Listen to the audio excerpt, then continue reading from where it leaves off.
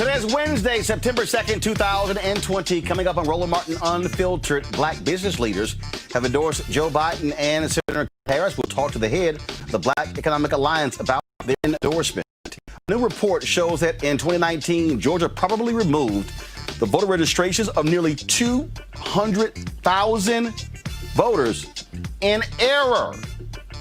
Greg Palast is here with those details. A group of black folks in Oklahoma, led by a 105-year-old woman, have filed a lawsuit demanding reparations for the 1921 Tulsa race massacre.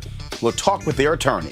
Also, a new round of anti-Trump ads, and plus we continue to memorialize the life and legacy of Chadwick Boseman. Folks, it is a jam-packed show. It is time to bring the funk on Roland Martin Unfiltered. Let's go.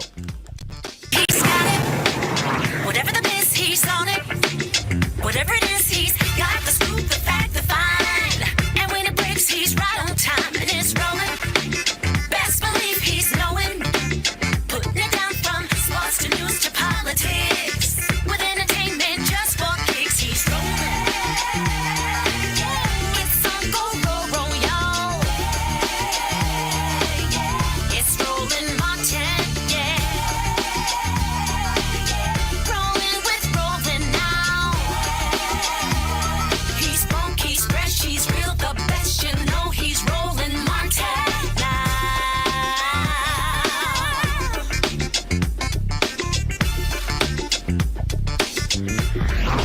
Martin. Black business leaders say a Biden-Harris administration would be better for African Americans than a Trump-Pence administration. The Black Economic Alliance issued their first presidential endorsement since its founding in 2018. Joining us now is the executive director of the Black Economic Alliance, David Clooney. David, how you doing? I'm well, Roland. How are you? All right, so we talk about this particular endorsement here. Let's talk about economics, and that is Donald Trump makes the argument that he has done more for black people since Abraham Lincoln. We know that's absolutely false. I've heard some people say, hey, the tax cuts have been a boon to black businesses. So why is the Black Economic Alliance endorsing Biden-Harris over Trump-Pence? So the Black Economic Alliance, a group of black business leaders, is endorsing Biden-Harris because we've been working with the campaign over the last few months. We've seen them beef up not only their campaign staff and hiring senior black folks like Simone Sanders, Karine Jean-Pierre, having Cedric Richmond, Congressman Cedric Richmond, the former chair of the CBC, Congressional Black Caucus, as their national campaign chair, but also in working with us and getting the input of other trusted black-led organizations and figuring out how their plans can be tailored to close the racial wealth gap. If we want to talk about the 2017 tax plan, let's talk about opportunity zones, for example. That program was meant to drive investment to underserved, disinvested communities, particularly communities of color. In fact, it is largely served as a boon to developers who were doing real estate deals in gentrifying neighborhoods already. There is a significant need for reform, and that's one of the many things that Joe Biden put out in his racial equity plan as the fourth pillar of his Build Back Better. But if you talk to the Trump people, they say, hey, $75 billion has gone to these opportunity zones. I have been asking them for the data saying, show me how that actually has benefited African Americans. They can't do that. And so you're saying y'all analysis is that when he touts those opportunity zones, that has not been helpful to black folks. Our point is the opportunity zones has the right purpose in trying to drive more investment to these communities. We're saying that the way it is structured is in need of reform because it does not apply enough restriction and specific requirements that make sure that the benefit goes to the community that are meant to benefit from this plan. So beyond the economic zone, what opportunity zones, what else are you saying to African Americans, black business owners? Why a Biden-Harris administration would be better for black people economically than Trump-Pence? Great question. So at the Black Economic Alliance, we focus on work, wages, and wealth. All three of those things are addressed in Joe Biden's economic plans. And like I said, we've worked very closely together and we look forward to working together going forward. at real significant systemic change. I think we have a landscape now politically where we could have groundbreaking legislation and significant reform, particularly led by people who look like us, having perhaps the most diverse administration we've ever had, given the political climate. But specifically, things like small business support. He is giving public-private partnerships or supporting public-private partnerships in an effort to increase access to capital. The Paycheck Protection Program in general, that Black business owners just do not have enough access to capital, particularly from the traditional banking system. He's talked about making a historic commitment to equalizing federal procurement, investing and boosting home ownership, particularly for communities of color and Black folks. Home ownership is the largest builder of wealth, growth wealth, things in the United States over generations. And looking at retirement security, equity, infrastructure plan, that's thinking about how, both in your procurement, designing infrastructure plans, there's a specific plans on benefiting communities of color. Second chance hiring, and as I talked about first, I think the political climate we have now, we have real recognition from the Biden-Harris campaign that they know we have a moment that we have to respond to, and that the only way to do that is to be bold in our ask, and also to put the right people in place, like Kamala Harris, who know the Black experience and know firsthand what's needed to really move on closing the wealth. All right, then. David Clooney, we surely appreciate it. Thank you so very much for joining us. Thanks for having me, Roland. All right, my panels, Breonna Cartwright, political strategist, A. Scott Bolden, former chair, National Bar Association Political Action Committee, Robert Patillo, executive director of the Rainbow Push Coalition, Peachtree Street Project. Robert, I'll start with you. Let's talk economics here. And so, first of all, this is a group of Black business leaders. Donald Trump has tried to make the argument that he is the right person for the job. But also the Congressional Budget Office just dropped their new report showing that the federal deficit is now $3.3 trillion. It was $596 billion when Obama was president. Donald Trump has added $3.7 trillion to that. And so those tax cuts that he touts, and I've heard black business owners, Black men say, oh, that's been a boon to us. But the Black worker has not necessarily said the same thing.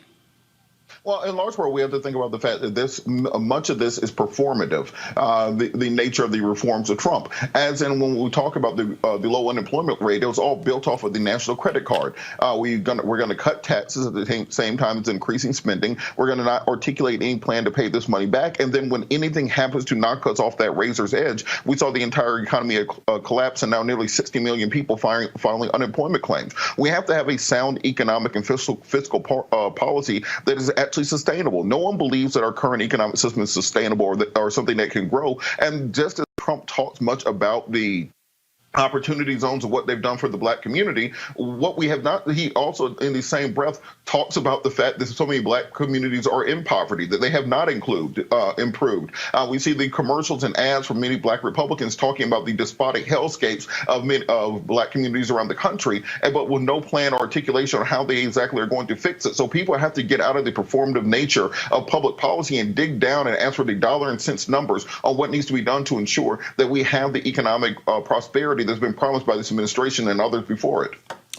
When you look, Breonna, when you look at this, again, they are making a financial decision here, the Black Economic Alliance. And so what kind of impact do you think it could have in speaking to Black voters? Donald Trump has made it clear this administration wants to target Black men specifically. They think they can get 20% of Black men voting for Donald Trump.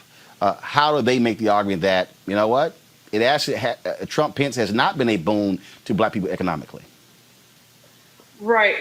I think that it's very important that the Black Economic Alliance endorsed Biden-Harris. And Trump has been horrible for Black businesses. The coronavirus outbreak has been extremely tough for Black businesses. Even with the PPP and the economic injury disaster loan, programs in Black businesses have had a more difficult time getting these federal relief programs. An example would be in D.C. at Finch Chili's Bowl. And so it's been an iconic place for Black people in D.C. for over 60 years, and they almost didn't survive because of the wait time for the PPP loan. They were so strapped for cash, they closed all locations except one. And so that shows you how Trump hasn't been good for Black businesses.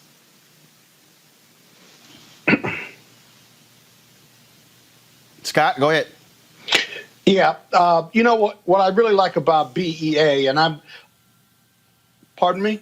Go ahead. You're live. Go ahead. What I like about BEA is, and I'm a big contributor to theirs, is that they have not only corporate dollars, but sizable wealth of its Black members and board members, and they give money to those who are going to give and invest and select Democratic candidates or even Republican candidates who are going to fulfill their economic agenda, their economic empowerment. There's no other organization like it. Secondly, the problem with Donald Trump, and even when he talks about lower Black unemployment, the problem with him is that he has no targeted urban agenda to not only empower Black people, but let alone Black businesses. If you look at the unemployment that went down to 3, 4, 5%, well, white unemployment went down and so did Black unemployment, but the gap between Black and whites unemployment numbers never changed, which means he did nothing to close the gap because he hasn't targeted them as part of his urban agenda, let alone implemented or invested anything in closing that gap because he's not interested. Those two things have to happen under Biden-Harris. And what BEA is saying is it is more likely that they can keep Biden-Harris accountable in directing Black economic empowerment, not only in the urban centers, but all across the country. We'll have to see. Look, the bottom line is Trump is going to try to make an economic argument to African Americans, especially Black men. Robert. But he can't, though. He can't. Well, You're right, but he can't. No, but here's the deal, though. Scott. The Quinnipiac, their egg poll came out today. It is showing 11% Black support. He got 8% in 2016. Again, Robert, the Trump campaign, I've heard it from this White House directly. They believe they got 13% of the Black male vote. They believe that they can push that to 18 to 20%. So how does Biden-Harris? I get all of the attention folks had on Black women, but the reality is this here. The New York Times had a story the other day. You cannot repeat the Obama winning coalition without Black men. Robert, what must Biden-Harris say specifically to get their votes in November? Well, one, they have to articulate a message that actually benefits the African-American male.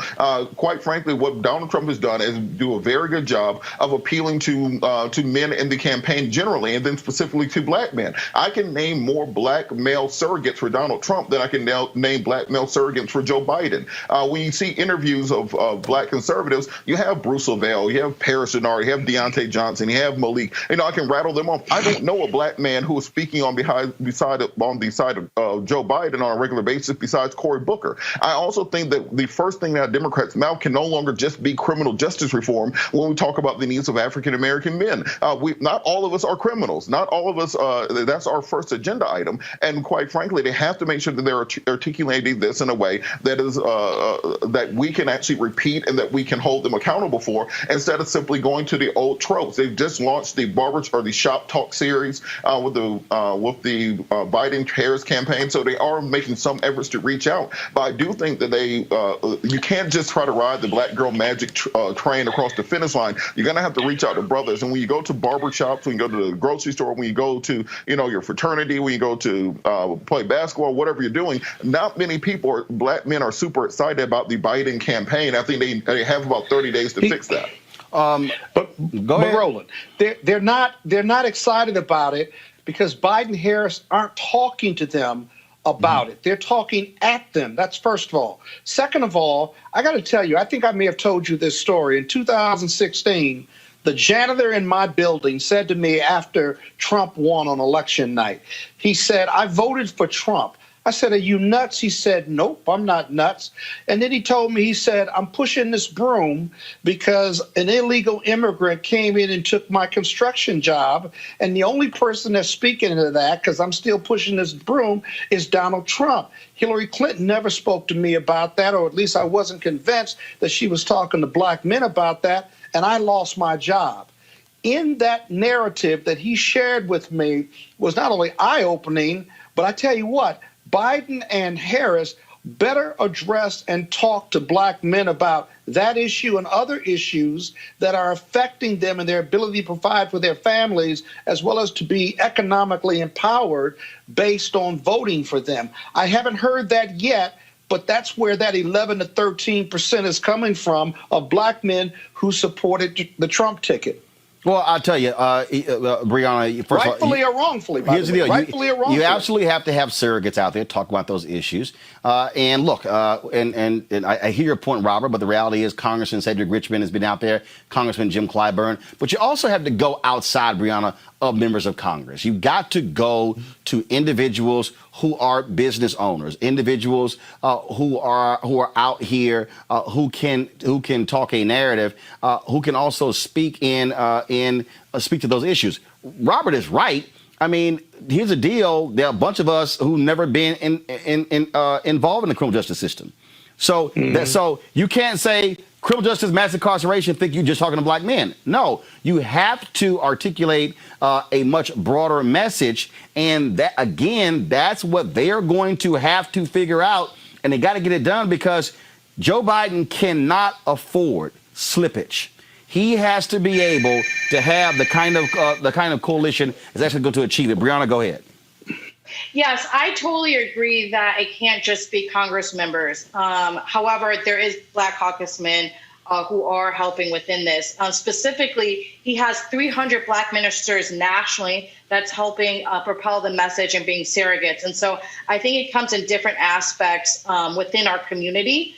And as we talked about for businesses, but through the church, I do think that there is a heavy target on Black women, as we've seen, and we love Kamala, and it makes sense in itself that the past few weeks, Joe Biden has put Kamala Harris out in front in terms of messaging and what a Democratic White House will do in regard to economic policy, small businesses, and jobs. And so I think concentrating on the labor aspect of our nation and how we can get it better will really drive home a lot of the issues that we're seeing, as a Black man or as a Black woman. And there are definitely surrogates, but we see that he's targeting Black men by pardoning, just the way that he targeted immigrants by doing the citizenship randomly during the RNC, which I don't know what it had to do with anything. So, if people are going to take the symbolic gestures to go over there, that's kind of like hard to fight. But I think people are looking for more than just symbols and they want action. And the last 4 years have shown how he does not help Black America. I got you. And I think that's very important. But Roland, real quick, Still got to I do think address that immigration issue when it comes to Black men. Robert, go ahead. Well, actually, the immigration issue is a big issue with Black men. I can tell you that going back to when I did. Look, I can go back to 2008 when I had my radio show on WVON when that issue came up. How that was a major issue with the callers. But Robert, go ahead.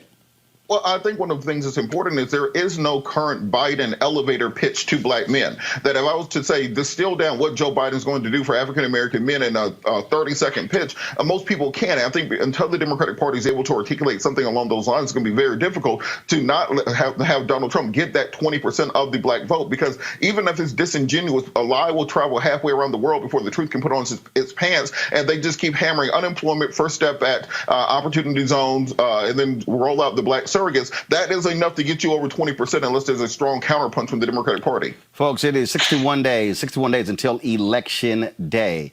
And, of course, our goal is to get you focused on that. Make sure you go to vote.org to double-check your registration, to register to vote. You can also fill out the 2020 census. Why is that important? Because of this. In 2019, Georgia purged nearly 200,000 people from the rolls in error. The American Civil Liberties Union of Georgia released a report by the Palace Investigative Fund titled Georgia Voter Roll Purge Errors. The report concluded that the state has incorrectly removed nearly 200,000 Georgia citizens from the voter rolls in 2019. The state's removals are likely to affect the most vulnerable. Joining us right now is Greg Palast. Greg, glad to have you back on Roland Martin Unfiltered. 200,000, that easily sways an election. You think losing 200,000 voters might affect the election? Yeah. In a massive way. Exactly. And I'm going to tell you something else. I know you'll be shocked to hear this, Roland, but of the 198,000 people that they've wrongly removed, overwhelmingly young people and voters of color. So, you know, are you shocked? No, I'm not shocked. In fact, when you talk about those young voters, I have been telling civil rights groups when they've been talking about voter suppression, don't just talk about it in the framework of just people of color. They've got to be telling white folks who are young, hey, they're targeting you too. In 2012,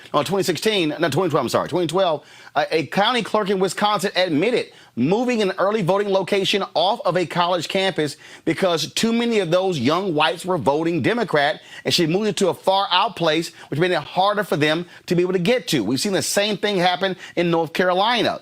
And so I've said to young white folks, y'all are part of voter suppression as well. So that's also why I keep telling people they have to check their registration, Greg. Go to vote.org to double check it, because the problem is, and give us your site as well, because people are assuming, oh, no, I'm good. And I'm like, no, you got to double and triple check because they might screw you. Well, if you are in Georgia, I really want you to go to this website. Now, pay attention. It's savemyvote.org. Excuse me, savemyvote2020.org. Savemyvote2020.org. Yes. Got it. Or you can also go to my name, gregpalast.com, and we'll link you through. Look, here's what they did. They said all these people moved. 300,000 people. Well, where are the moving trucks, Roland? Atlanta should be emptied out if all these people left. So I was suspicious. So I hired the post office's experts. The post office has people that are licensed to go through address change. The state didn't use the people that the post office licenses to tell you where people live for sure. And by the way, that's in the law. But, you know, what does the federal law mean in Georgia? They've ignored it. As far as we could tell, they found these addresses, I don't know, in a cereal box or something. But all I can tell you is they have very effective at removing voters of color and young people.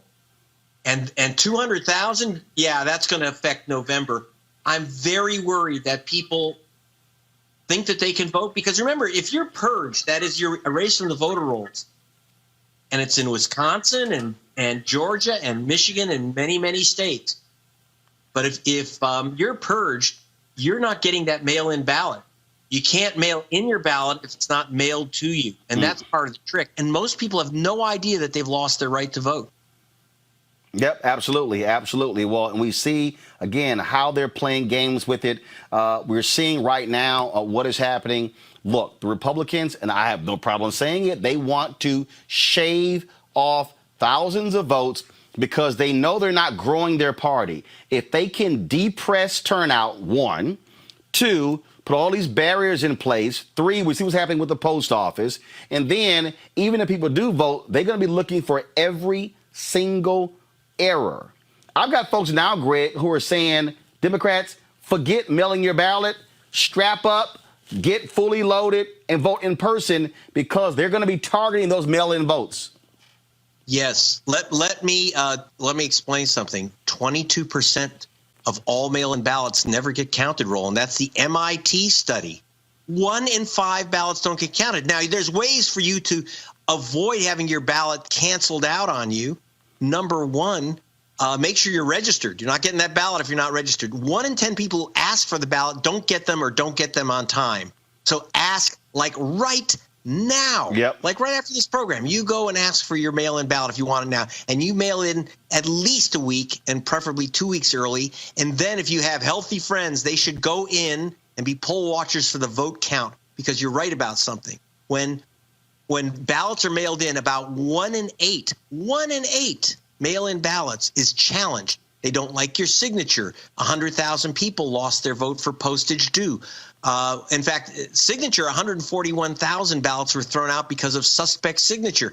Now, were there 141,000 fraudulent, felonious forgers who stole ballots and forged your signature? No. No one, not one person was arrested for forging an absentee ballot, but they disqualified 141,000. Be very careful how you fill it out.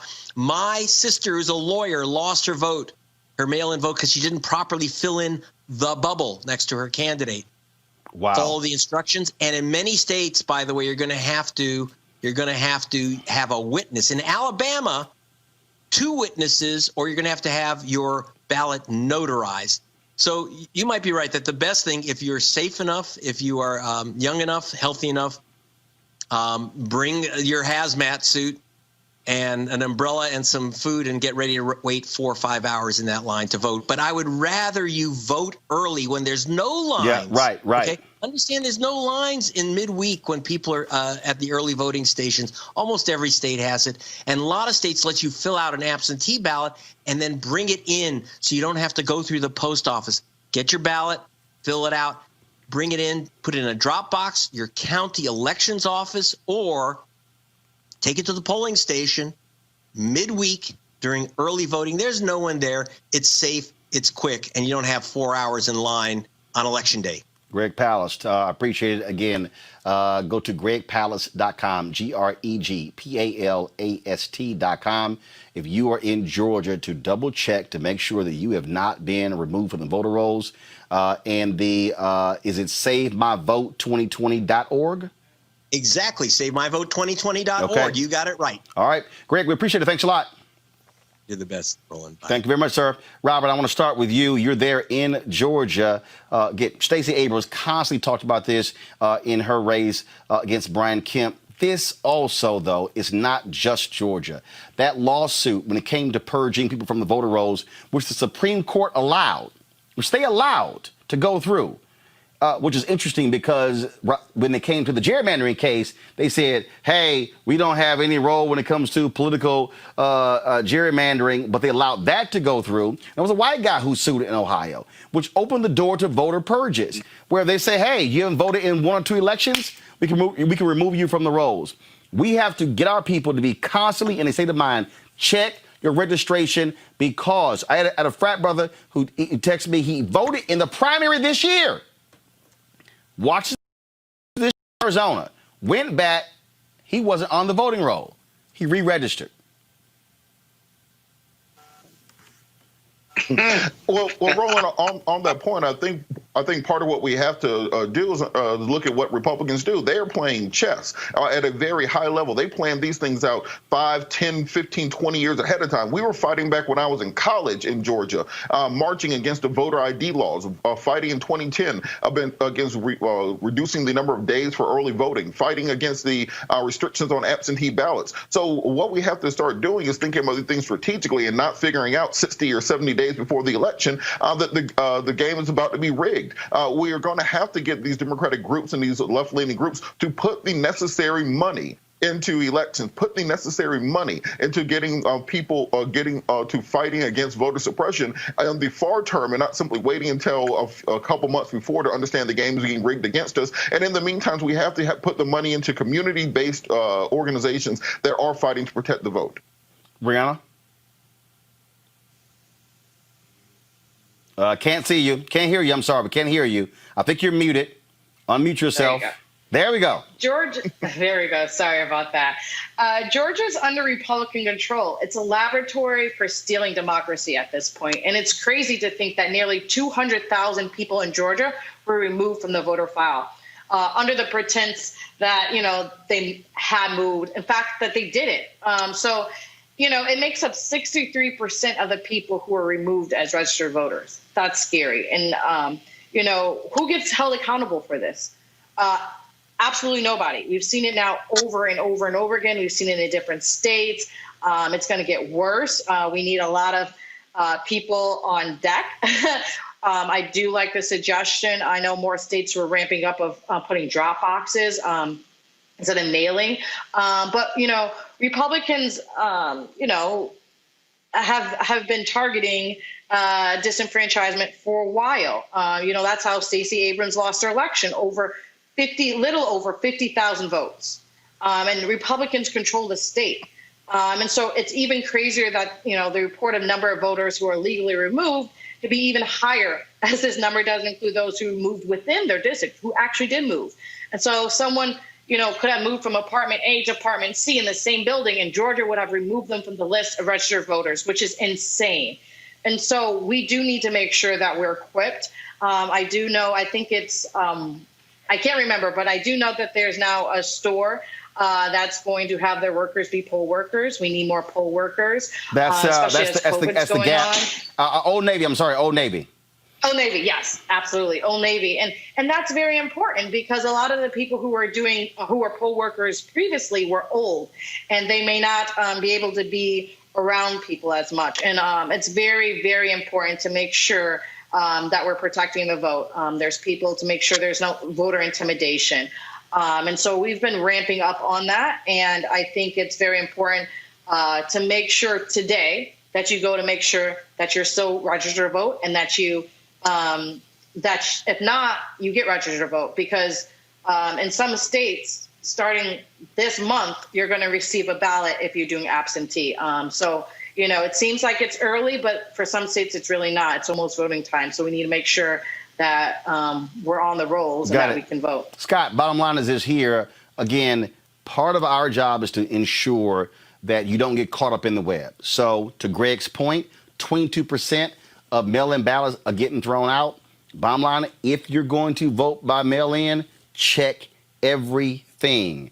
Check full name, check your address, do everything exactly the way it's supposed to go to ensure your ballot is going to be counted. Yeah, I listen to all of these messages, and they're all out there, and we're all saying the right thing. I often wonder how many people of your frontline voters or your average voter are really listening, right? They say to themselves, how hard can it be to vote? I got it. I'm going to cross my T's and dot my I's, and I'll get there, and so forth and so on. And I guess my message to them is that, no, this is not going to be easy. We're running against three different opponents as Democrats. We're running against the GOP and Donald Trump. We're running against foreign interference in our democracy. The reports have come out on that. And then we're running against voter suppression, not only in swing states, but all around the country, and not just in the South. And so the Democrats, regardless of us being up 10 to 12 points, if you will, or even 7 points, run and vote like you're down 7 to 10 points. Vote early, do it the right way. Or as he said, I love the idea of your last guest. He said, fill it out, right? And take it down early in the middle of the day when nobody's there and do your early voting. That's a perfect scenario for those who may be elderly, those who are middle-aged, and even young people, despite COVID. And it's healthy, too, if you do it that way with your mask and what have you versus these long lines and stuff. We got to pay attention on this one, right? Because our life and our future and our future of our country literally depend on it. And so we've got to treat it that way. And I hope everyone watching and their families treat it that way, because it's super serious business. It is nothing to sleep on. But here's the deal, though, Robert. They are listening. They are listening. I mean, I get the emails. People have gone back and checked. But here's the piece. You got to do it every day. Look, mainstream media, they aren't doing what we're doing, okay? They're not doing this, all right? Mainstream media, that was the case at CNN. They were working on a voter suppression documentary that was going to air in October. I was like, what the hell are y'all doing? The registration's already passed. I'm like, you should be working on voter suppression stuff long before the registration deadline. No, this has to be a constant deal. We got to, every single day, every person who is listening, the nearly more than 4,000 people who are watching live on YouTube, the more than 1,000 people who are on Facebook, the people who are on Periscope, you got to, again, all I'm simply saying is, folks, it takes 2 minutes. Go to vote.org, double check, make sure you're still registered. If you're not, click the registration. You can register right there. We have to be in that constant state every day, Robert, every day, every day, every day. Well, a big part of it is understanding Robert, go ahead. A big part of it is understanding demographics. We're talking about Georgia. Let's remember that Georgia is the state that is 35% African American. That's 10% Latino. That's 5% Asian American. 52% females. Everybody knows Atlanta has a humongous LGBTQIA+PK plus population. But instead of us harnessing that, instead of us focusing on making sure we can get those turnout numbers, often what the Democratic Party does is try to get those South Georgia farmers in Cairo who voted for Jimmy Carter and think that they can get them back to voting Democrat. No, focus on getting the people who like you to get out there and vote instead of trying to find this elusive white working class vote, as Donald Trump says, suburban wife, to come back over to the party. Focus on the people who are going to vote for you. Put out messaging that motivates them, and more importantly, ensure that you can get all of their votes counted. That regardless of what the rules are, know what the rules are, and then put money into getting those people to the ballot box. It's not that hard, but for some reason, I think Democrats are wed to this idea of the 1950s that the truck drivers and factory workers and the white working class voters are going to come back to them. When you can, if you double down and investigating African Americans to support you, putting in messaging, putting in the dollars, then you can win with that. Folks, let's go to Tulsa, where a 105-year-old black woman leads a group of Oklahomans to filing a lawsuit against the city of Tulsa. They're demanding reparations for the 1921 Tulsa race massacre. Nearly 100 years ago, a white mob destroyed the booming business district in the black neighborhood, killing up to 300 people. The lawsuit affirms that the massacre is responsible for racial inequality in Tulsa today. Joining us right now is Tulsa attorney Demario Solomon Simmons. Demario, so first of all, this has been a case, I've covered this for years. Professor Charles Ogletree, y'all pray for him. He's suffering from Alzheimer's. Johnny Cochran and other black lawyers were working on this particular case. The state of Oklahoma, they apologize, but have not done what was right when it comes to financial. And that is, and there were more survivors who were alive when this thing 15 years ago, and they've been fighting this thing for the longest. You're suing for this one. You're suing the city, not the state. Explain. Well, thanks, Roland, for having me on, and thank you for invoking my mentor, Charles Ogletree. I started my legal career 16 years ago as a baby lawyer, working with he and Johnny Cochran of the Reparations Coordinating Committee on the federal case. And as you know, that case was kicked out of court by the 10th Circuit and ultimately not heard by the Supreme Court in 2005. Our lawsuit is much different, and we feel much stronger about our chances moving forward this year because we are actually following our case in the state court system, utilizing the Oklahoma's powerful, very powerful public nuisance law. And our public nuisance law, you may have remembered just last year, the state of Oklahoma sued the opioid companies, Johnson & Johnson, and received a $525 million verdict, utilizing the same theory and law that we're utilizing, which is a public nuisance theory. So by suing the city, now this becomes a state lawsuit, not a federal lawsuit. Well, we're suing, the defendants is actually the city, the county sheriff's office, the Tulsa, what's called the Tulsa Development Authority, and the Tulsa Metropolitan Planning Commission, and also the National Guard. So we have 6 defendants that we're actually suing. And our theory is, again, it's under Oklahoma law. We have 2 claims. One is public nuisance. So basically it goes like this, Roland. They created a nuisance back in 1921 when they decimated my community, when they looted, burned, and killed and exiled thousands of my people. They have not done anything to abate or repair that nuisance since that time. In fact, they've only exaggerated the nuisance and made it worse over the time, to the point now in Oklahoma and North Tulsa, the average person the black Tulsans live 11 years less than white Tulsans. And some of the more impoverished zip codes, that's like 17-year difference in life expectancy.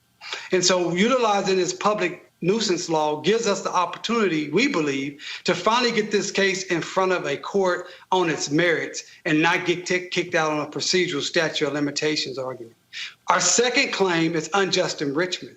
We're alleging, and we can prove and will prove, that those same entities that I've named that created the nuisance, that destroyed and killed our people, are now benefiting from the disaster that they created. They are now utilizing Black Wall Street and the 100-year commemoration as a brand to sell, to create tourism that benefits them and not those who suffer.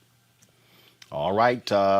We certainly appreciate you joining us. Good luck in this lawsuit, and we'll certainly be covering it in the future. Appreciate it, and ask everyone go to justiceforgreenwood.org. That's justiceforgreenwood.org, and sign up for regular updates. All right, sir. I appreciate it. Thank you so very much. Good to see you as always. Yes, sir.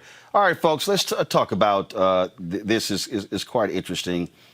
William Barr, who is the Attorney General, did an interview on CNN where he basically said, y'all complaining about police brutality?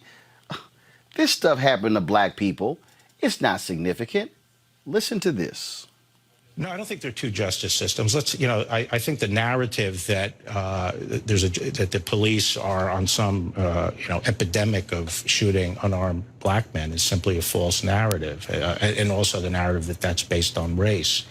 The fact of the matter is, it's very rare for an unarmed African American to be shot by a white police officer. There were 10 cases last year. 6 of them, the suspect was attacking the police officer physically. So these are rare things compared to the 7,000 to 8,000 young black men who are killed every year. Because you've said you don't believe there's systemic racism in the justice in our justice system among the police, but you did say this. You did say, I do think it is a widespread phenomenon that African American males in particular are treated with extra suspicion and maybe not given the benefit of the doubt. No, I don't think they're two justice systems. I think the narrative. Scott, Bill Barr is arrogant. Bill Barr is arrogant as hell. Mm-hmm. For Bill Barr to say, "Oh, there were only 10 cases last year," what in the hell world is he living in? And if you look at the proportionality, which is what he forgets, that we have 10 to 13 the American population, and proportionally black men unarmed are shot at a much higher proportion than white men and women are by the police, that the proportionality of how we are stopped and harassed and abused by the police, whether you report it or not, proportionally, that number skyrockets. The suspicion of white people versus black people in this country by the police. So how can you say that's a false narrative comparatively or proportionally speaking? And then where are all the videos of the police abusing poor white kids and women or wealthy white kids and women simply because they aren't suspicious of them? Where are the videos where the police have pulled out their gun and walked up to a car driven by a white person in this country? They simply do not exist. And by the way, the people perpetrating violence and breaking the law in Portland and Kenosha and Minnesota over George Floyd or Jacobs, right? It's white people perpetrating it, including white people murdering other white people in the presence of the police. That's manifest evidence that what he is saying is borders on the nonsensical or is just purposeful denial to create another false narrative, right? And so the president and his AG are just completely off base here. And again, this false narrative so white people or white Republican voters can feel some level of comfort when the root is either racism or what I call blue racism then. Here's another lie, Brianna. When the issue of mail-in voting came up, watch this. There are several states that only have mail-in voting, including a Republican Well, state this like is Utah. playing with fire. This is playing with fire. We're a very closely divided country here. And if people have to have confidence in the results of the election and the legitimacy of the government, and people trying to change the rules to this methodology, which, as a matter of logic, is very open to fraud and coercion, is reckless and dangerous. And the people are playing with fire. Well, I will point out there are 5 states that only have mail-in voting, including Utah and Colorado, Washington State, Oregon, Hawaii, and they've reported over the years they've had virtually no problems. But who's trying to change the rules right now? I would say the people who want to go to mass mail-in ballots. But you understand why. There is a coronavirus pandemic. There are several states that only have mail-in voting, including a Republican Well, state this like is Utah. playing with fire. This is playing with See, fire. here's We're the very deal here. close. Here's the deal. It's real simple here. Brianna, I don't trust a damn thing that Bill Barr says. Not a damn thing. Bill Barr will lie for Donald Trump all day, every day. Yeah, that's very smart of you. You shouldn't, and no one really should. Barr is controlling the narrative, and so is Trump. So the truth does matter. If we do not have media attention around this, then we fail. And it's hard, and that's why we're trying to push the narrative now, and that's why we protest. Last week, there was a march on Washington. There was a lot of people despite COVID, and we're trying to keep that relevant and realizing the numbers. But the RNC literally said that there is no racism at all, right? That was just last week in the convention. And, Biden is addressing it, but, we have to inform the public on it. And there is an issue there. You said, it is 2 different worlds in this country, right? It's black and white. And unfortunately, one is unfairly treated. And so, those who feel threatened by racial integration of the suburbs is now finding gun violence as a solution to their unfounded fears of the other attacking them. And so, since, that threat was directly stated by Trump, the idea that civil unrest, is not only a present danger, but justification of this use of lethal force by civilians is also the exact kind of fear tactic Republicans are talking about. So they say we're not racist, but they will also shoot you if, we'll shoot you if you come near us. So, they're saying one thing, but actions speak louder than words. Robert, Bill Barr, Donald Trump, before them, Jeff Sessions, they made it perfectly clear. They did not want to have these police consent decrees. They said, it was just causing too much more morale problems for the officers. This is why people do not trust this Department of Justice. Well, there's no reason to trust this Department of Justice. Let's understand something. That to Barr's statement about this narrative, what narrative means is your way of dismissing someone else's lived experience. If you remember before the Me Too movement, when women would talk about sexual harassment and rape and workplace allegations, it was called a narrative. So he's trying to say that these lived experiences that African Americans and in particular African American males have had somehow don't exist. I don't have any black male friends who haven't either been in the back of a police car or who have not spent a night in jail. I'm talking about doctors, lawyers, engineers, IT specialists, so on and so forth. So when he says that only 10 people got killed by the cops, that doesn't account for the thousands who were harassed, who had guns put up to their head, who were stopped and frisked, who have experienced the unequal nature of this criminal justice system. These shootings on video are just the ones to get the national attention. Most of these never ever get reported to police. So whereas Republicans can talk all they want about opportunity zones and about what they did with the First Step Act, and you can have the performative justice of pardoning black people on television, when you come directly behind that and dismantle their lived experiences by simply saying that it's only a narrative that black people are experiencing violence and experiencing an unequal criminal justice system, that takes away all credibility from the performative justice which you just put out there, because all of us as African American men know that is the reality of the system, and anybody who denies it is implicitly embracing white supremacy and racism. In fact, one of his other quotes was this here, Scott. If anything's been baked into the system, it's a bias toward non-discrimination.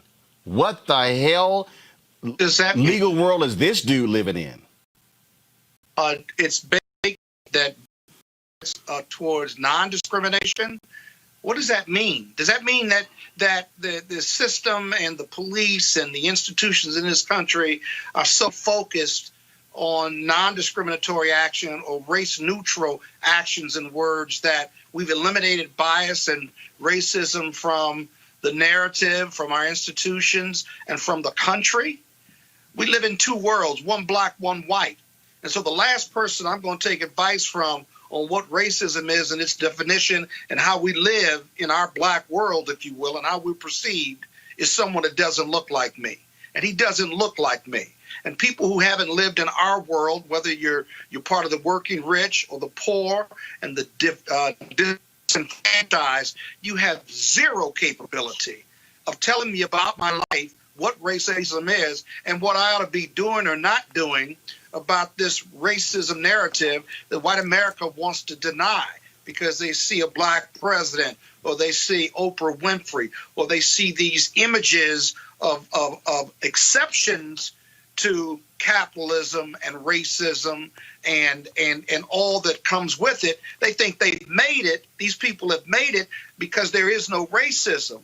But those people who are doing well, professionals as well as the very wealthy and the working rich, have made it, however you define it, despite racism, despite oppression, that despite the fact that race is the tie that binds us. Economics may separate us, but race is the tie that binds us. And we've made it, however you define that, despite racism, not because of it or because it doesn't exist anymore. These are fundamental difference between how people, black people and white people, perceive this country because our experiences are substantially different. And you can't own your experience or own my experience if you've never been in my experience. So stop denying racism. And stop telling me what racism is for me as opposed to white America's view of it, which is all forgiving.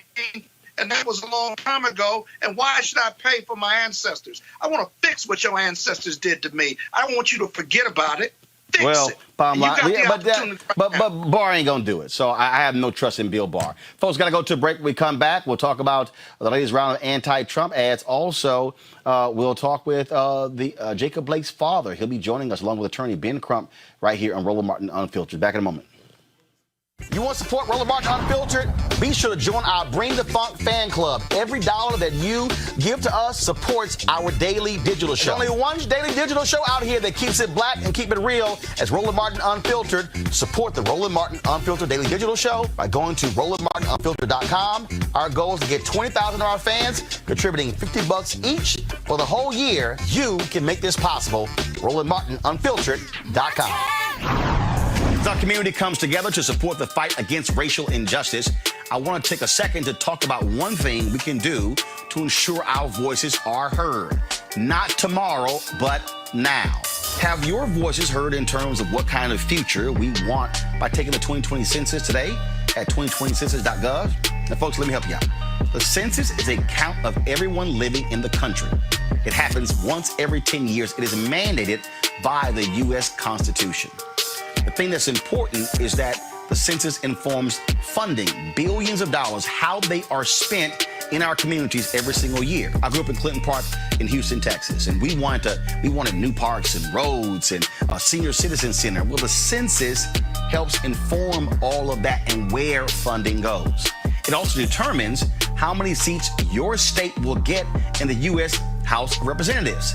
Young black men and young children of color are historically undercounted, which means a potential loss of funding for services that helps our community.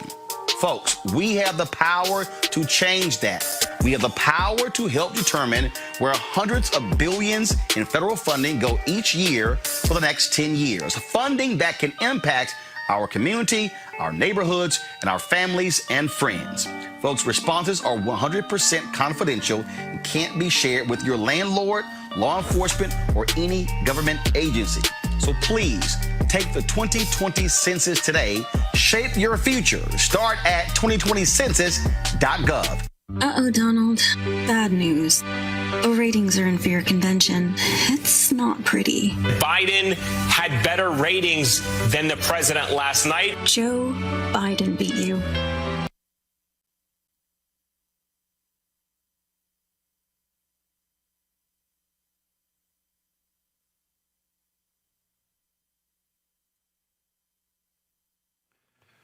All right, folks, having an issue there technical-wise. I want to go ahead and play those from my iPad.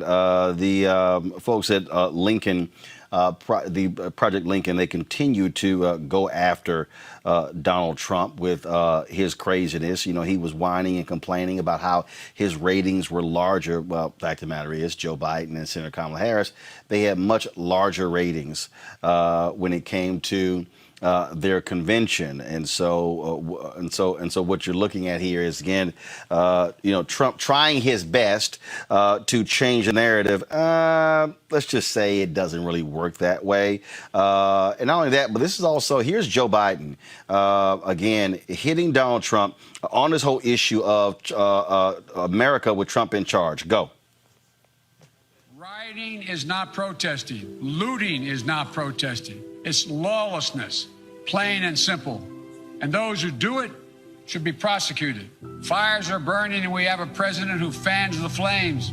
He can't stop the violence because for years he's fomented it. But his failure to call on his own supporters to stop acting as an armed militia in this country shows how weak he is. Violence will not bring change. Will only bring destruction. It's wrong in every way. From the beginning on that one right there. If I were president, my language would be less divisive. I'd be looking to lower the temperature in this country, not raise it. Donald Trump.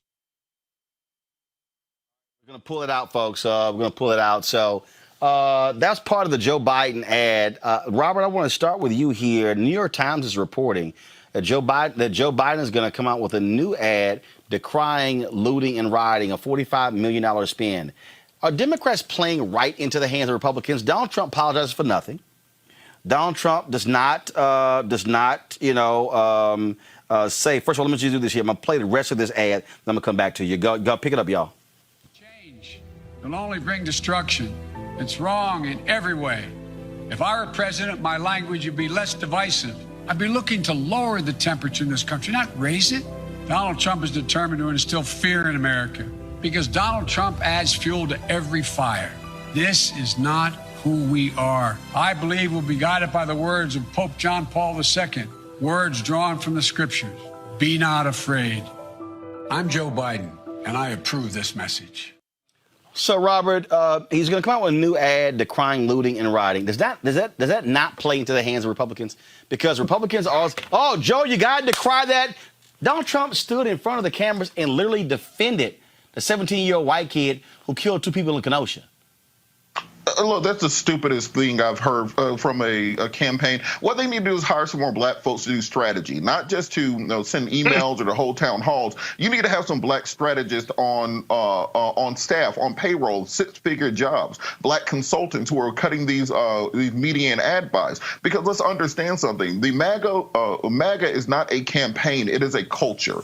Donald Trump is leading a culture. He's leading a brand. The MAGA brand is: I do not apologize. I do not listen to scientific information. I do not care about your feelings. It's about defiance.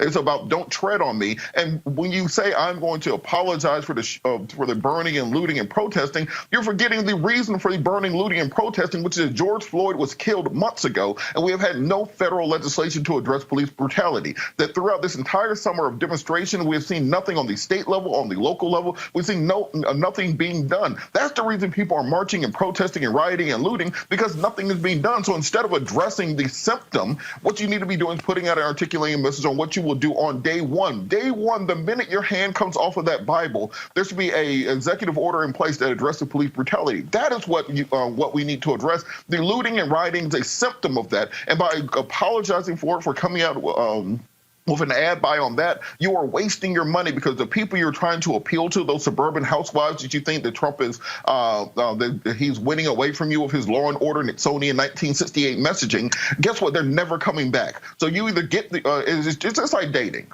You date the person who likes you.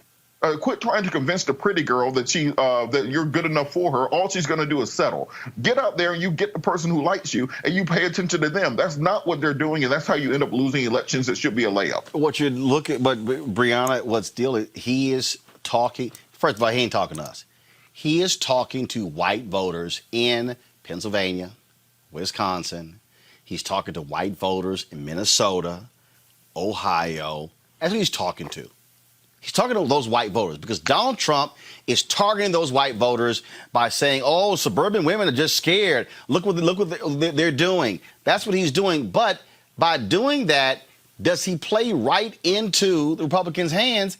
Because what's the next thing they're going to say he better apologize for? He better criticize. They apologize for nothing. Yeah.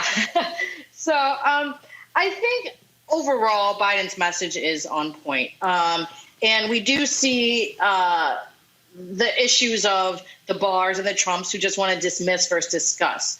And so, you know, I do believe that the whole Trump is awful, we finally need to get rid of this orange clown is not enough.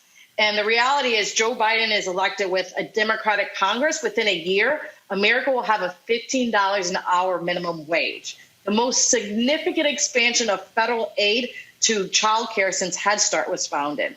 The massive investment needed to retrofit our country 100% towards clean energy by 2035. The most significant infrastructure bill in 30 years, and healthcare coverage expanded to literally millions of more people. And so collectively, those things will make tens of millions of lives better, raise millions of workers out of poverty, save hundreds of thousands of people from early deaths, and improve the childhoods of millions of children. Not to mention possibly help save our species from extinction. So that's why we need to vote for Biden, not just because Orange Man is bad, right? And so I do think that's very important to press those points. Let's go to back to those ads. Go ahead and press play. Uh-oh, Donald. Bad news. The ratings are in fear convention. It's not pretty. Biden had better ratings than the president last night. Joe Biden beat you. By a lot. The TV president, the reality TV president who sold himself as a showman. Below Joe Biden and Kamala Harris. And these two? Is yet to come. Embarrassing. Democrats beat you in ratings every night. Except one. When your wife was giving a speech. Ouch. That's gotta be awkward at the dinner table. Even Fox said you were low energy. You didn't seem to have the bite. He was, I think, a little flat. We know it's different now. You're tired. It's hard to keep your ratings up. You used to get applause. Now, get ready to hear.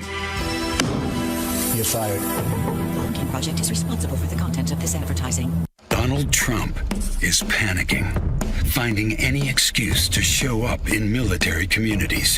He knows if elections were held today, he'd lose the military vote in a landslide. 60% of active duty officers disapprove of his presidency because Donald Trump disrespects those who serve. He's not a war hero. He's a war hero. I like people that weren't captured, okay? Our troops are in more danger today because of Donald Trump's betrayals. He abandoned our Kurdish allies in Syria, playing into Russia's hand. He wouldn't stand up for our troops when Putin put bounties on their heads in Afghanistan. His weakness emboldens the enemy. Now, Russia is directly engaging U.S. troops, slamming into our patrols in Syria, intercepting our bombers, and flying their bombers dangerously close to American airspace. Trump's refusal to defend America's national security is dangerous. His refusal to stand up for our troops is humiliating. His threat to deploy active duty troops against American citizens is unconstitutional. So when it comes to the military vote for the next commander-in-chief, Trump's not leading, he's losing.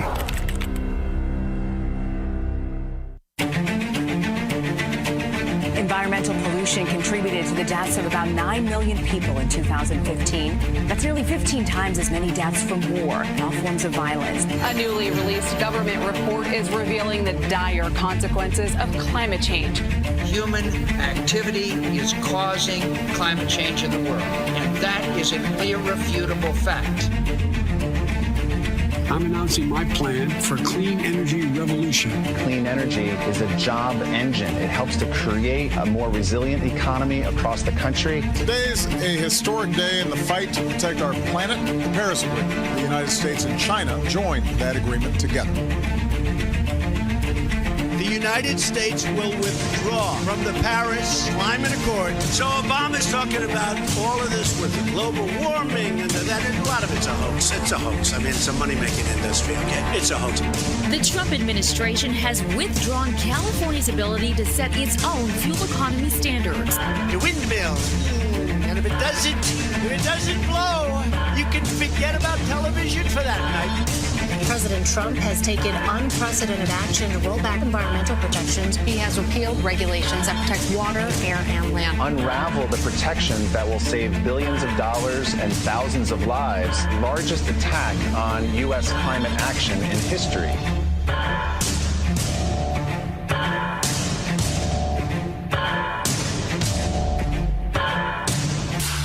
The environment's very important to me.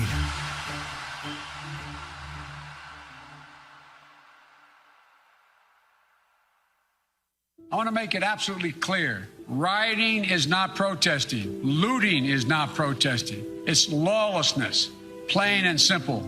And those who do it should be prosecuted. Fires are burning, and we have a president who fans the flames. He can't stop the violence because for years he's fomented it. But his failure to call on his own supporters to stop acting as an armed militia in this country shows how weak he is. Violence will not bring change. It'll only bring destruction. It's wrong in every way. If I were president, my language would be less divisive. I'd be looking to lower the temperature in this country, not raise it. Donald Trump is determined to instill fear in America because Donald Trump adds fuel to every fire. This is not who we are. I believe we'll be guided by the words of Pope John Paul II, words drawn from the scriptures. Be not afraid. I'm Joe Biden, and I approve this message. That was a Biden ad I was talking about. That Vote Vet ad is kind of important, Scott, because according to the Military Times, Trump has seen a 20-point drop in the military support. More military folks are supporting, more active duty military people are supporting Biden over Trump. Interesting. Yeah, I like that ad a lot because it was factual, it was hard-hitting, and it showed the visual with him and Putin, who we all know he will never challenge, as even stood down to. That's very embarrassing to conservatives who support the Lincoln Project. There's so much material to fact-check Donald Trump on. He's told over 10,000 lies for the last 4 years or 3.5 years or 3.5 plus years. And so it's a matter of really organizing it more than anything and reminding the people, whether they're suburban women or the elderly in Florida who are suffering from COVID or the suburban educated women. I do think you have to go after those if you're showing that he's losing that support. The majority of white Americans aren't going to support him as a Democratic candidate because the majority of white Americans think the Democrats, when they talk about jobs and they talk about the environment and they talk about criminal justice reform, don't think the Democrats are talking to them anymore. They think they're talking to people of color and women of color. And so that's okay. We're not going to get every white voter, but if you're losing suburban white women who don't feel safe because of Donald Trump, you've got to remind them that this is Trump's America. It's so easy to fact check him because he lies so much. Even if you were to interview him, you just say, well, who are you talking about? What are you talking about? And you can see even the Fox reporters who interview him, who are friendly interviewers, thinks he's gone off the rail. If you look at the Laura Ingraham interview, it was pathetic, if you will.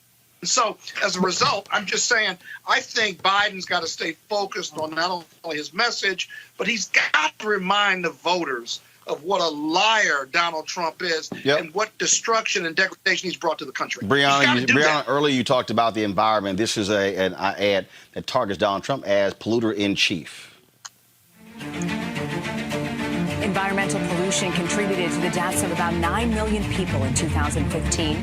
That's nearly 15 times as many deaths from war and all forms of violence. A newly released government report is revealing the dire consequences of climate change. Human activity is causing climate change in the world, and that is an irrefutable fact. I'm announcing my plan for a clean energy revolution. Clean energy is a job engine. It helps to create a more resilient economy across the country. Today's a historic day in the fight to protect our planet. The Paris Agreement. The United States and China joined that agreement together. The United States will withdraw from the Paris Climate Accord. So Obama's talking about all of this with global warming and that. And a lot of it's a hoax. It's a hoax. I mean, it's a money-making industry. Okay? It's a hoax. The Trump administration has withdrawn California's ability to set its own fuel economy standards. The windmill.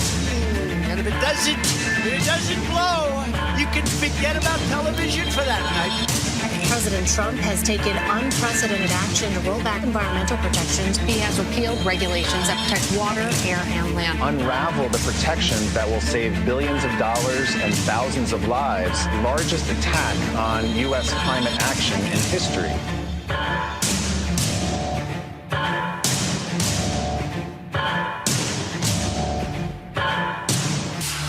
The environment's very important to me. Brianna, will the environment be an issue? Is it an issue? Or are you going to have folks who say, as long as I'm making money, I'm good? The environment is a huge issue. And we can see that the Republicans have said that global warming hasn't existed. And so I think, really targeting the difference between, what we're going to do and what we're going to change is important. It does affect urban communities. We spoke about that and how we, need to talk more to Black men and so forth, because, if global warming happens and you're, can't pay the bills and so forth, that old person could have a stroke, right? There's so many issues. If it's concrete jungle, it will warm up more. And I don't think there's been that much of a tie of the urban community and the environmental issues, and more of a tie of the environmental issues and how we can help it with jobs, right? The Blue-Green Alliance. And so I do think it's very important. And I do think those ads show how Trump is a liar. And I think it shows his mental fragility. And I think that's very important because we want change. And so within that, you have to assess what's been done in those 4 years. And if all of those are lies, how are you going to trust that we're going to fix the issue, going up, taking us away from the world and fixing the issue instead of bringing us together. And I think that's really one of the strong things that I've seen within this campaign is that, Biden can really focus on, on foreign affairs and rebuilding our standing around the world and serving as a peacemaker in chief to cut compromises with Congress, while Kamala and others can be fully empowered to work the inside game and, rectify the economic mess and address the climate crisis. And so it gets us out of this post-COVID world. And so, we... some may know, coming from Michigan, there's still the water issue in Flint. It's been years and people still have to drink out of bottled water. And so this needs to change immediately. And so it's the environment and who can be a better person for our environment.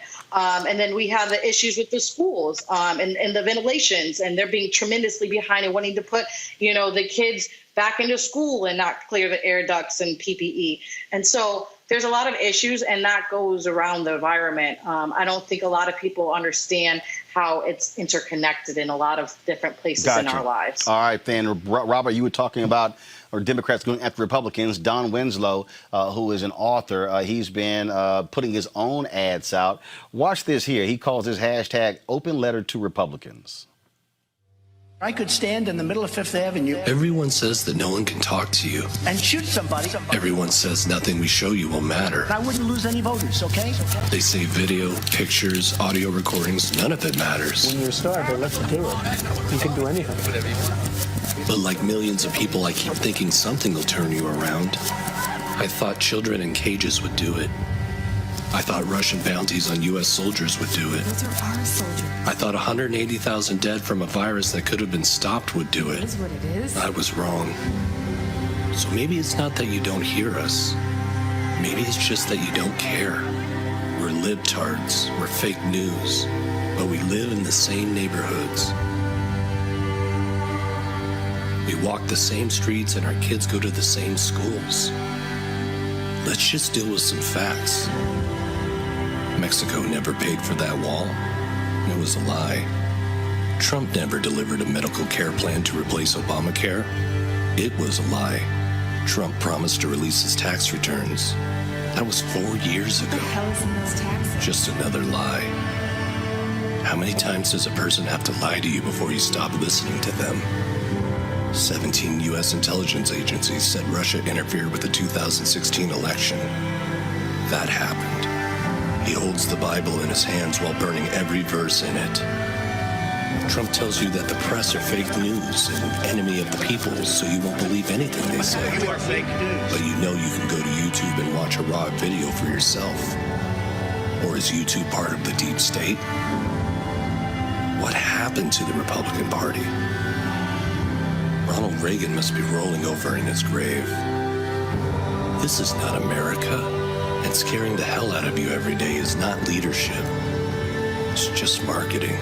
On November 3rd, you can end the chaos. You can tell your friends and family that you voted for Trump, even when you voted for Joe Biden. Thanks for your service. No one will ever know.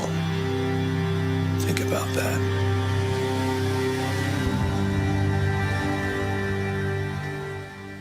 Robert, do you think Republicans? Do you think Republicans are going to abandon their party? Now, there are some. There's a Republicans Against Trump Twitter feed, but look at the polling data. A ton of them says they don't give a damn. They gonna stand right with him, the Republican Party. Man, hell no, the Republicans ain't leaving Trump. And let's understand something. These commercials are just weak. They are soft. They are not making any sort of penetration. They are not swinging anybody who is currently a Trump voter or is currently a questioning voter over to the Democratic side. You can talk about, oh, Trump is a liar. Everybody who's a liar when you elected him. Oh, he didn't release his tax returns. Didn't do it last time. What you have to understand when I say that MAGA is not a campaign, it is a culture. That these people are bought into the idea of American contrarianism, American exceptionalism. That I do not have to listen to you nerds talking about the environment. Oh no. The penguins and stuff are going to die. What these people care about is the projection of strength. So when Democrats are running ads saying, well, Trump has lied to you about XYZ, and then Trump comes back and says, Joe Biden is going to move terrorists and MS-13 into your neighborhood to rape your white wife. That is not, you're not counterpunching effectively. You have to match your response with what the original punch was. And this is why he's projecting this image of strength. As long as Democrats continue with this weak, feckless nature of their campaign, you're not going to be able to beat up a bully by trying to out-logic him or trying to fact-check him. Trump is effectively bullying the Democratic presidential race right now, and I don't know if that's going to be enough to get Democrats across the finish line if they're going to continue with these weak responses. One more Don Winslow ad for you. He talks about the Trump zombies. Scott? But Scott, wait. Guys, go to my iPad, please. Donald Trump has been telling us for weeks now what a Joe Biden America will look like. Let's take an honest look at what Donald Trump's America looks like right now. We have some bad hombres here, and we're going to get them out. I don't know where the you came from. You don't have a heritage nation will rule the world. What a stupid question that is. I will be Donald Trump's most loyal advocate. You wouldn't want me to condemn a group that I know nothing about. I'd have to look. We own this country. We make the laws. We tell them what and where and when. They don't tell us. I'll beat that mask off your face. Get him better. You're not here. Nasty Mexican cop. You also had people, very fine people, on both sides. White supremacy. Trump will win, and we're going to bring it back, brother. You. Driver of this gray Dodge mows down a group of marchers.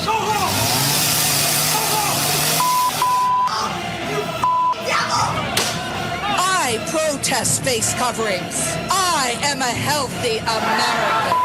And every single one of them because all of you are practicing. No, I don't take the responsibility at all. Trump will win, and we're going to bring it back. Build that wall. Build that wall. Nobody loves the Bible more than I do. I believe Trump is elected by God to be the president of the United States. I am the chosen one. We will make America great again. I could stand in the middle of Fifth Avenue and shoot somebody, and I wouldn't lose any voters, okay?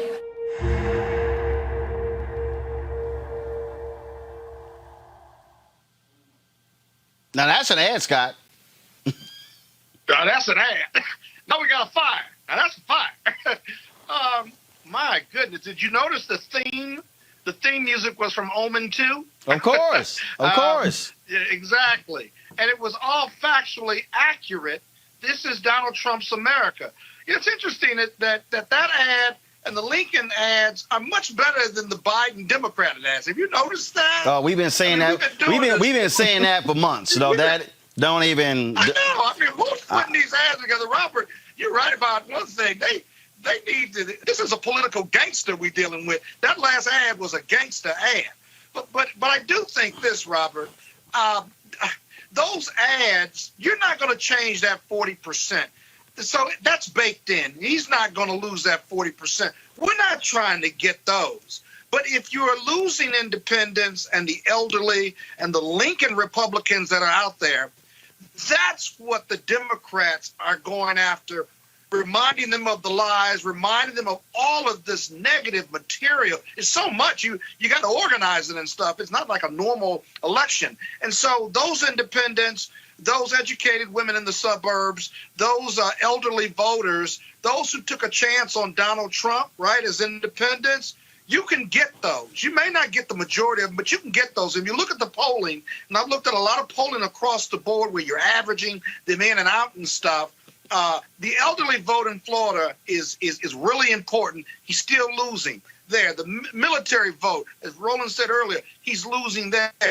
These suburban women voters, his message at the convention and after convention isn't working. There's a new poll out today. I can't remember who it was by, but it was on CNN, that whereby 60% of the Democrats are worried about the economy and worried about crime and racism and stuff, not Republicans. It's the Democrats. And so those persons that he needs to scare and get their vote, at least so far, his messaging isn't working, at least according to the poll. But Scott, on that same point, if you change the music on that ad, you can't tell the difference if that's a pro-Trump ad or an anti-Trump ad, quite frankly. And what I mean by that is that the way that we see that as being American chaos, as being white supremacists run wild, on the other side, the quote-unquote suburban wife, as Trump refers to them as, they see that as people standing up for their way of life. The new dog whistle they're using is Western civilization. We're protecting Western civilization from the mobs and from the hordes that are out there. And that looks like a pro-Trump ad to me. What I want to see is show me the ad. But to the 40%, hold on, Scott. Ad. Show me the but they're just as ignorant as Trump. Look, you can call them ignorant, but they get a vote just like you get. That ignorant redneck that you're talking about gets the exact same number of votes that you get. Yeah. And quite frankly, show me the ad of any Joe Biden supporters being that enthusiastic about Joe Biden. Show me the ad of any Joe Biden supporter walking down the street holding a Biden-Harris flag, screaming at other people. You have to have that kind of energy, and what the Democrats are not doing, they're depending on Trump to energize their base. There's nothing that Biden is putting out to energize people in his base the same way that Trump has his people out there. Oh, but Trump can't grow. I agree with you. You need that Democratic energy. We've got to show that. No, that's not true. That's not true. Here's the deal. Trump can grow. White people can do what they did. No. Listen, Scott, listen. White people can do what they did in 2016. 53. They broke late. 53%. Okay, here's the deal. No, I'm not done. I don't use phrase like not gonna happen. You know why? Because his ass is in the White House. Look, Roland. Yesterday I was at the. I was with you that night. I don't. So you will never hear me say can happen because It did happen. And what I'm saying is this here. It ain't gonna happen. It's 60. No, I'm telling you. I keep telling everybody. I keep telling everybody. Ignore polls. Ignore. Ignore. Are humanly decent who believe in America, and I'm gonna tell you, they're gonna come out in droves and eliminate this mistake that they made. Scott, maybe you're that, Roland. Because if I don't believe that, if you don't believe that, right? Then we got to figure out what's next. It's not a question of what you're saying. No. Listen, Scott. It's not a question of what I believe. It's what you do. And what I am saying is this here. This is what I'm saying, Brianna, Robert, Scott. I say, and I tweeted earlier. Matter of fact, let me tell you how much I tweet this. It's literally already pre-written in the notes section in my iPhone. I'm gonna go ahead and show you. Y'all see it, Henry? Let's see if it shows up. Give me a second. Right here. I leave this here so I can repost this sucker at any time. Ignore all presidential polls. Mobilize, organize, register, request mail-in ballot early. Vote on November 3rd. Go to vote.org to check your registration and get registered. Hashtag fire Trump in November. Hashtag fire GOP in November. What we cannot do 61 days out, and Brianna, you will get the last word on this. We cannot do this. We cannot say it's not going to happen. We cannot say, oh, they decent and they loving and they smart and they love America. We cannot say, oh, it's locked in. No, we have to operate as if Joe Biden is down 10 points and you got to hit every message, every point, counter every lie. Brianna, go ahead. And we are going to do that. That's all I'm saying. Brianna, go ahead. Brianna, go ahead. You just always. No, because you keep interrupting. Brianna, go. You took your... Brianna, you keep muting your... Go. Stop, Brianna, you keep muting your button. I don't know why. Unmute your button. There you go. Sorry. Hey. Okay, Scott, stop talking. You know? Scott, stop talking. Brianna, Scott, mute your button. Brianna, go ahead. Yeah, no, I think that energy is very, very important. So I agree with you. Only poll that matters is the poll on Election Day. We've seen time and time again that these polls get it wrong. And so we need to really, put our blinders on and focus. So I do agree with that. I do think that there needs to be some sort of energy. We talked in the beginning about black men and how it really, came out in droves for Obama, but also young people. We need to make sure that young people do not sit out. And that's the energy that the campaign needs to force people to want to go vote, to force people to understand that this change is needed, right? And so having more social media presence with young people, engaging them is very important because these ads really don't reach young people. No, go ahead. Well, actually, you said got it, so I was like, oh wait, he's gonna come off like Scott. No. Here's the deal. Ads do reach young people, but the point is this here. What I'm saying is we're living in a different world, a total digital world. You're not having events. You're not having concerts. You're not having all the typical political events. You're not having massive rallies, and so it's gonna one, teach one, each one, reach one. I am my brother's keeper. I am my sister's keeper. That's the only way. I got to go to break. We come back. We're going to talk with the father of Jacob Blake and attorney Ben Crump right here on Roland Martin Unfiltered. Back in a moment. You want to support Roland Martin Unfiltered? Be sure to join our Bring the Funk fan club. Every dollar that you give to us supports our daily digital show. There's only one daily digital show out here that keeps it black and keep it real as Roland Martin Unfiltered. Support the Roland Martin Unfiltered daily digital show by going to RolandMartinUnfiltered.com. Our goal is to get 20,000 of our fans contributing $50 each for the whole year. You can make this possible. RolandMartinUnfiltered.com. The community comes together to support the fight against racial injustice. I want to take a second to talk about one thing we can do to ensure our voices are heard. Not tomorrow, but now. Have your voices heard in terms of what kind of future we want by taking the 2020 census today at 2020census.gov? Now, folks, let me help you out. The census is a count of everyone living in the country. It happens once every 10 years. It is mandated by the U.S. Constitution. The thing that's important is that the census informs funding, billions of dollars, how they are spent in our communities every single year. I grew up in Clinton Park in Houston, Texas, and we wanted new parks and roads and a senior citizen center. Well, the census helps inform all of that and where funding goes. It also determines how many seats your state will get in the U.S. House of Representatives. Young black men and young children of color are historically undercounted, which means a potential loss of funding for services that helps our community. Folks, we have the power to change that. We have the power to help determine where hundreds of billions in federal funding go each year for the next 10 years. Funding that can impact our community, our neighborhoods, and our families and friends. Folks, responses are 100% confidential and can't be shared with your landlord, law enforcement, or any government agency. So please take the 2020 census today. Shape your future. Start at 2020census.gov. All right, so a lot of y'all always asking me about some of the pocket squares that I wear. Now, Robert don't have one on. Now, I don't particularly like the white pocket squares. I don't like even the silk ones. And so I was reading GQ magazine a number of years ago, and I saw this guy who had this pocket square here, and it looks like a flower.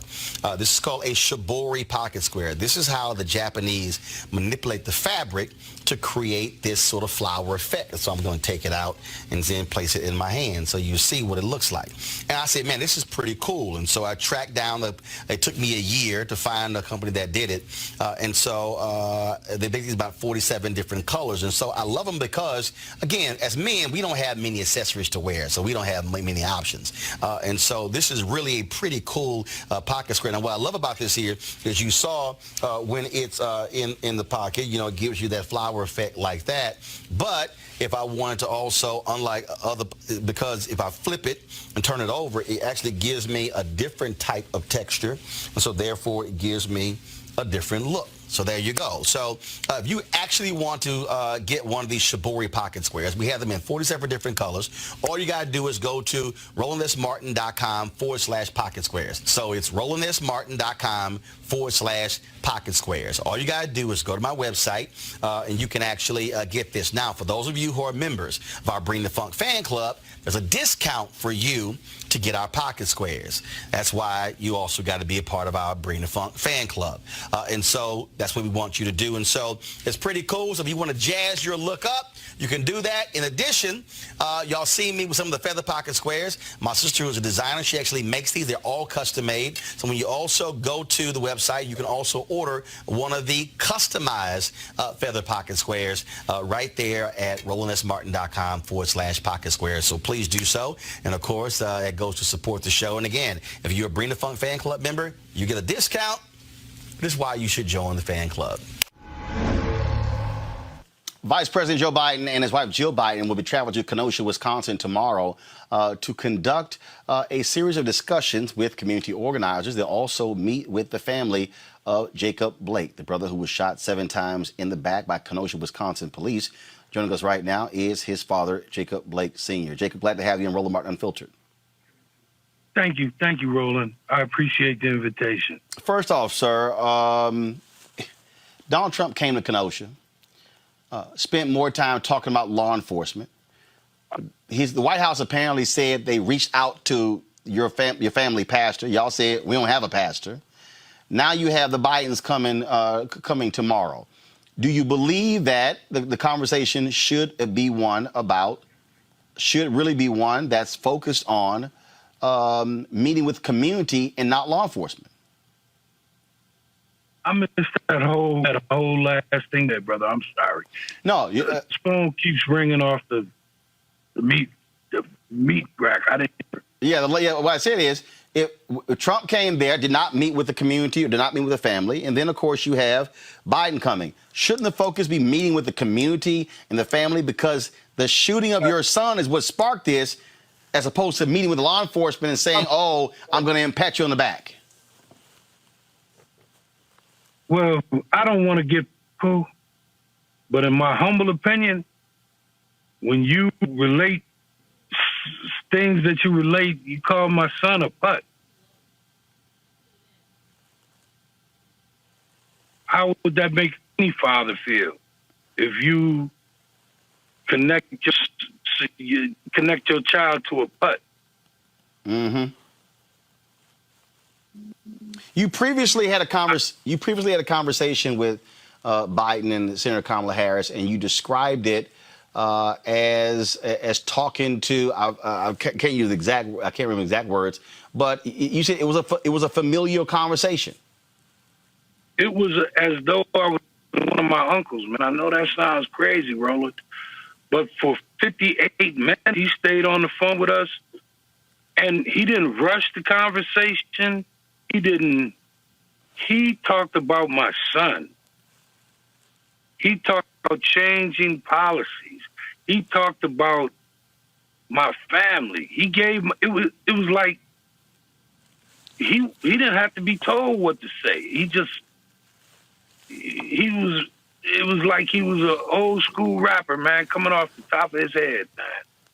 You said policy. The Wisconsin legislature, the governor wanted them to meet to pass some police reform bills. 30 seconds, they opened. 30 seconds later, they closed it. Again, Roland, my comments are not going to be political because all I care about is my son. Mm-hmm. At this particular time, now when my son gets out of the woods and I'll make political statements and I'll make sure I call the 06 and tell him. Indeed. How is he doing? How is he doing physically? He's doing better, brother. He's doing better. And I appreciate you asking because some kind of way his health is being lost in a circle. They're not, it's like they don't even register what they've done to mine. Earlier, he was handcuffed. Have they removed those handcuffs? He was shackled, bad. Now, the boy is paralyzed the waist down, but he was shackled to the bed by his right leg. I've never been so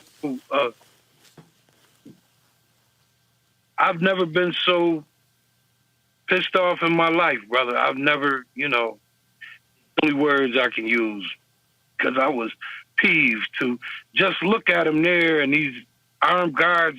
He can't get up, Roland. He can't get up. I want to bring in Ben Crump, a family attorney. Ben Crump, glad to have you back on the show. This is obviously a volatile situation. You have Trump yesterday meeting with business owners. Now we know, Ben, that one of the business owners was faking it. He was a former owner. A actual store owner who owned the building did not want to meet with Donald Trump. So the previous owner, that's fraud. And I told people, I said, I don't trust that those are the people standing with Trump are actually store owners. I'm not surprised, Roland Martin, and it's an honor to be on with you again. Mr. Blake is a man who is a big admirer of yours because you always tell it as it is, Roland, and you're telling it as it is now. This president will do whatever it takes to try to make himself look good, even at the expense of a young man who has 7 bullets in his body that burst his spinal cord, another bullet shattered his vertebrae, another bullet went into his intestines. He's lost most of his intestines. Another bullet went into his colon. He's lost his colon. Another bullet went into his arm. Another bullet went into 2 bullets into his stomach. He's lost all function and control of his bowels. He's lost all function and control of his sexual organs. And for the rest of his life, he's going to have to explain to his 3 little boys why the police shot him 7 times in the back. Jacob, this is obviously, it's difficult, it's traumatic for you. I talked to Kendall West, the African American Club. He said black folks there have been focused, have been mobilized and organized. But he says that the people who have been causing the problems late at night are white provocateurs. What would you tell those people who say they're out there fighting for Jacob Blake, but they are engaged, they're doing stuff, they're spray painting, they're doing whatever, what would you tell them who say that they're fighting for your son?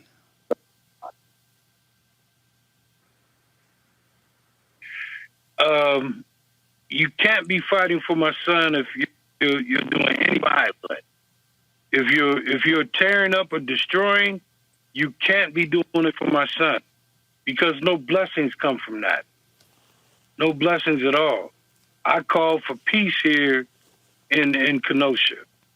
And I make no mistake, I call for peace, but not forgive that officer for shooting my son 7 times in his back. I did not forgive the system that is set up for them and the system that is set up for us. I don't forgive anybody for anything. Now, I may believe in an eye for an